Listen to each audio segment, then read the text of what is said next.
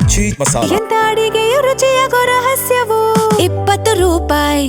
ನಡು ರಸ್ತೆಯಲ್ಲಿ ಹೊತ್ತಿ ಉರಿದಿದೆ car. Koramangala water tank junction ಬಳಿ ನಡೆದಿರುವಂಥ ಘಟನೆ ಇದು. ಕಳೆದ ರಾತ್ರಿ 11:30 ಸುಮಾರಿಗೆ ನಡೆದಿರುವಂಥ ಘಟನೆ ಇದು. ಕಾರು ಚಲಿಸುತ್ತಿದ್ದ ವೇಳೆಯೇ ಬೆಂಕಿ ಹೊತ್ತಿಕೊಂಡಿದೆ.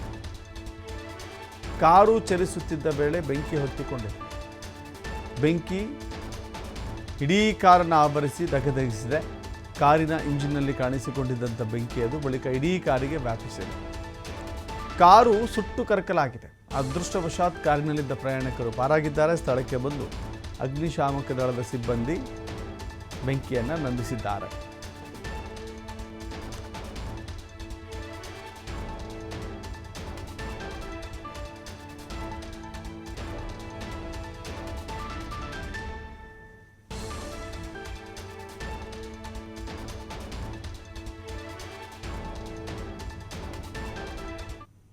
ನೋಡ್ತಾ ಇದ್ದೀರಿ ದೃಶ್ಯಾವಳಿಗಳಲ್ಲಿ ಹೇಗೆ ಎಷ್ಟೊಂದು ದೊಡ್ಡ ಮಟ್ಟಕ್ಕೆ ಬೆಂಕಿ ಕಾಣಿಸಿಕೊಂಡಿದೆ ಅಂಥೇಳಿ.